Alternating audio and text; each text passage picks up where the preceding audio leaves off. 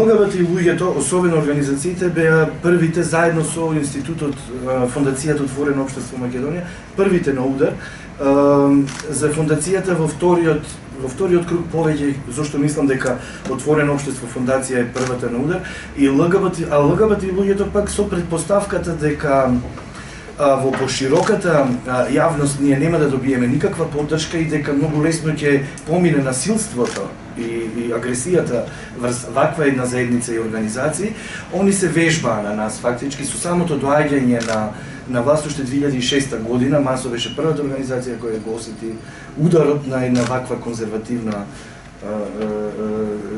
диктаторска и настроена власт. Од 6 напади кои ги доживеавме, ние се уште немаме завршница на ниту еден, освен едниот, каде што не бевме директен таргет, туку последица на едни други протести кои се случуваа во тој момент со меѓуетнички предзнак. Ние деновиве прв пат добиваме информации. Вчера ние го правиме брифинг за оваа анализа за која ќе малку кратко ќе зборувам сега.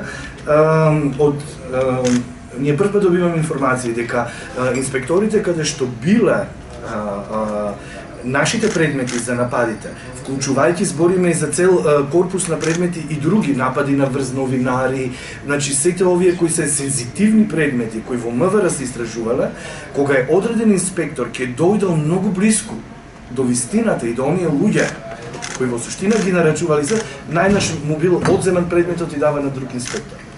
И затоа ние сите овие години, нели она флоскула што имаме, истрагата е во тек. Уствари заради тоа истрагата во тек сите овие години. Ние сега дознаваме како тоа се случувало внатре во институциите.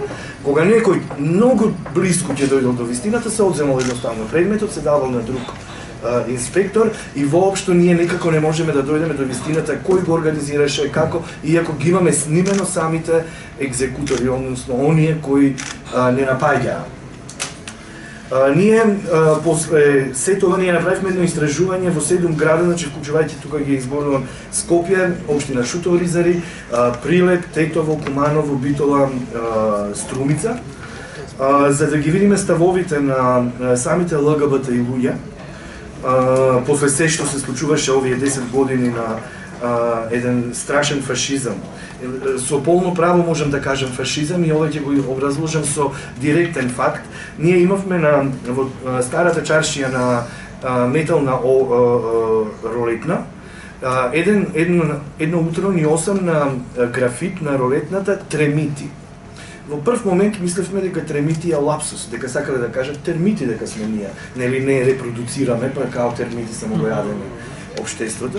Меѓутоа една наша пријателка после тоа нас ни укажува дека она истражувала и пронаоѓа дека Мусолини во фашистичка Италија на островот Тремити ги екстрадирал, односно ги носил хомосексуалците. Тој бил остров, логор концентрационен за хомосексуалци во фашистичка Италија. Ние не знаевме за ова.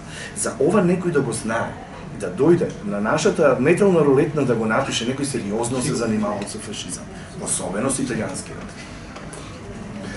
Значи не велам фашистичка власт само како да ја оквалификувам, туку сериозно они си се занимавале со ова и ги практикуваат тие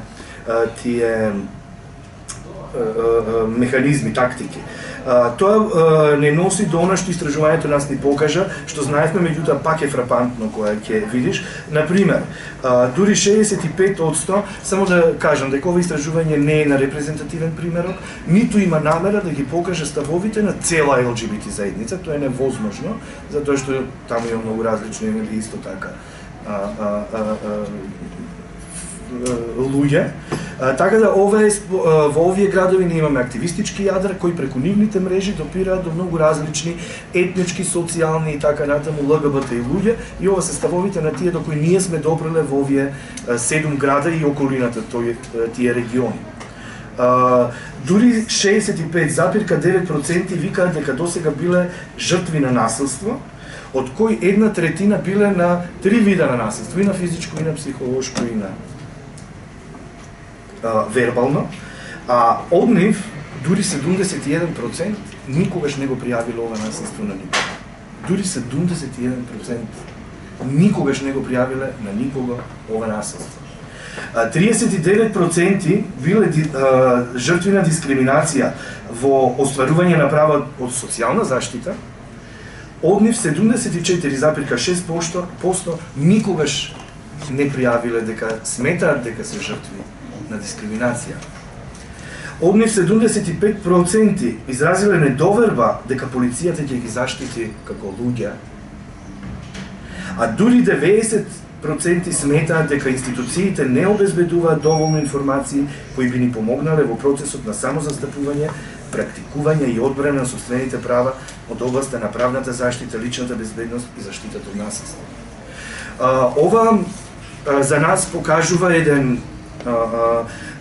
целосно уништен систем, едни целосно девастирани институции во кои веќе нема никаква доверба, односно од инклузивно ние од стремежот кон инклузивно, не дека сме биле премногу, меѓутоа стремежот кон инклузивно, ние веќе сме станале ексклузивно општество кое една каста го заробила и која упорно сака да го затвори тоа општество наместо да го отвори, и од тука е првичниот напад врз фондацијата Отворено општество, заради прокламирањето на вредностите на едно отворено општество, на општество кое ќе вклучува и кое ќе ги цени луѓето.